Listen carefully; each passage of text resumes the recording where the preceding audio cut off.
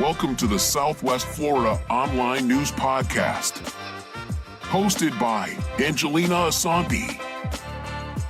Hi, this is Angelina Asante. Welcome to this episode of Southwest Florida Online News. Today, I'm interviewing former MLB star Chico Walker. Thanks for meeting me here, Chico. It just happened to be a weird thing that I know your wife, and then she started to talk about you, and I said, wait. So this is a storied baseball family because her first game at Red Sox fantasy camp, she winds up hitting this beautiful double. And then when she gets back in the dugout, I said, oh, wow, you must have played softball before. And she said, no, I've never played. And I said, how does that happen? And then she said, well, my husband, Chico. And I said, wait, back this up a little bit. So, and you were actually at the game cheering her on. And then she started talking about you. And I said, whoa, I have to meet this guy. So can you talk a little bit about your past? Right. So, I'm originally from Chicago. I met friends during, I have a nephew that a former Celtic player at a basketball camp in Waltham, Mass. Yep. And France was there doing the basketball camp, and that's where I met friends. Oh, wow. I was 22 years ago. And, we made a connection. And, the rest is history in terms of the relationship. But in terms of playing ball, she never played baseball before. She never picked up a bat before this year. And she talked to a couple ladies, I think, at Polo Park. Right, the Woo Sox. The Woo Sox Park, and they talked her into, come join the fantasy camp, and she thought she would do it, and right after that, she just fell in love. Said, okay, I want to take hitting lessons, I want to do pitching, I want to do everything. I go, wait a minute, who's going to teach you all of this stuff? Not me. So we end up she ended up taking hitting lessons from Dave Smith. Who's amazing. Right. He is amazing. For whatever reason, she didn't want to take lessons from me, but she took hitting lessons from Dave Smith, and by her being so busy, she has a nonprofit, and by her being so busy, she couldn't find a lot of time to actually go and practice. And we thought coming in, she was going to have a lot of trouble, just adjusting to the baseball side of it. And sure enough, like you said earlier, her first at bat, she got a double, and after that, she thought she was going to be the next Lou Gehrig.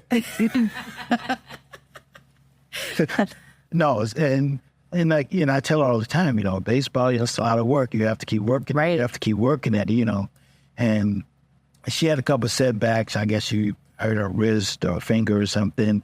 And she got a ball and bruise on her thigh.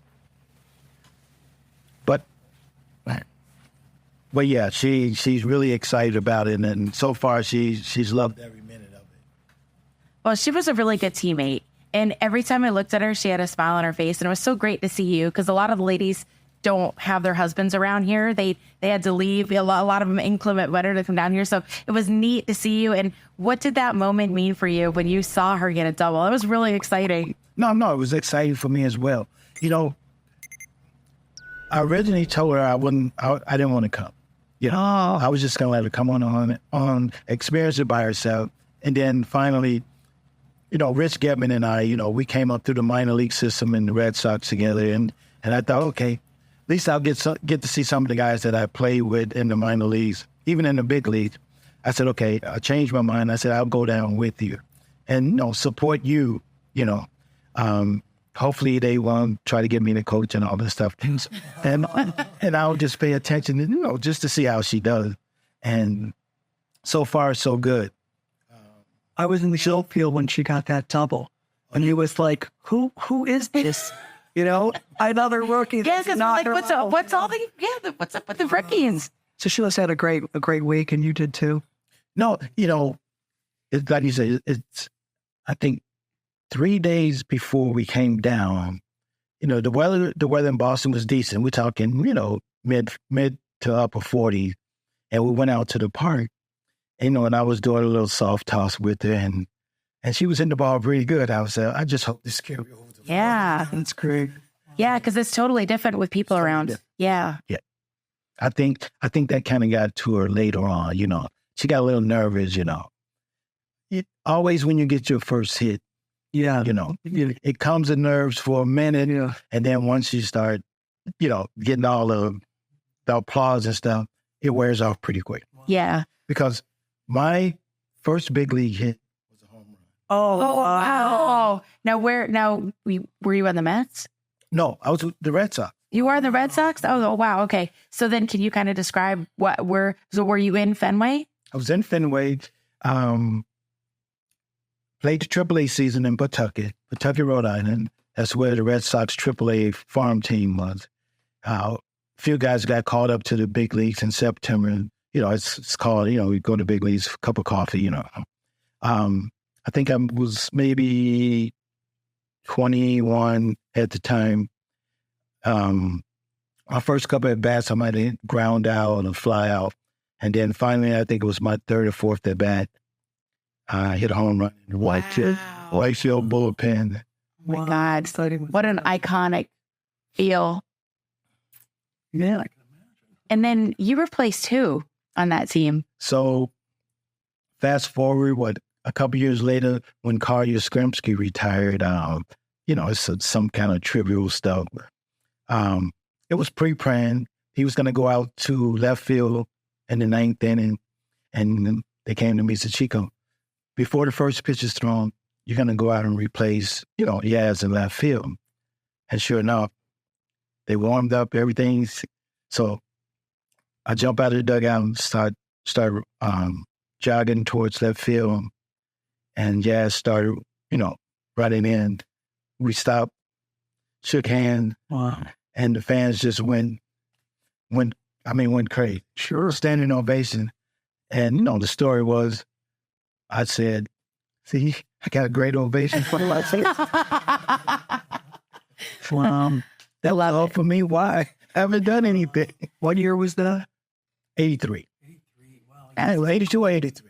Now, can I ask you, in your mind, what is the sound like you? Because a lot of the things I can recall in my past, I remember your brain takes you back when you hear certain things. What is it for you when you're in a ballpark, and are you just transformed back to your days? That's a good question, because when I got here and JetBlue Park, went to the backfields, it just totally took me back to my minor league days. I was going, wow.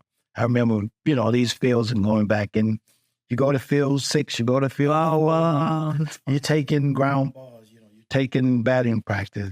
It brought back a lot of memories. So.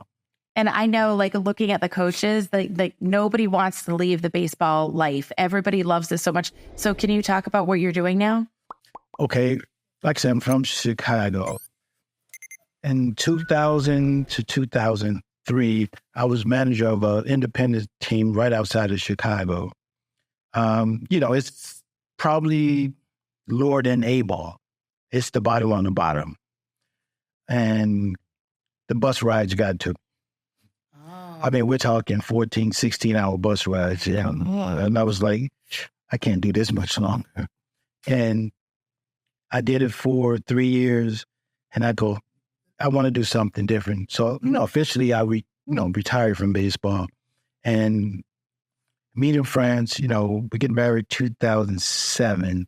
And then I just started doing, stuff with the Red Sox, going sign autographs. I go down to the Red Sox, same thing. And I love playing in all the golf tournaments. Of course, go around the country playing golf tournaments. What is France's career?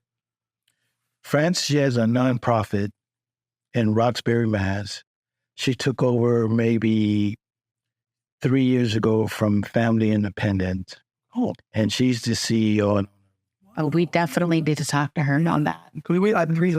I'm asking you because we're asking everybody we're interviewing, what do they do? So I didn't want to miss the opportunity if we don't see her. That sounds great. All right, it's an organization to homeless teenage parents, give them a place to live with their child. And that may be another Southwest Florida online news story. Yeah. That's really awesome.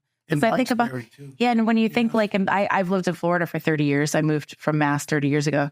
We have a homeless problem down here, but it's still in the tropics, so a homeless problem up there, although it's just as sad, you're talking about the deadly weather up there. It's really bad. Yeah. I guess it's been going on for a long time. And the last few years, I think that Michelle, they're trying to, get them off the street and put them in some kind of dormitories and, but.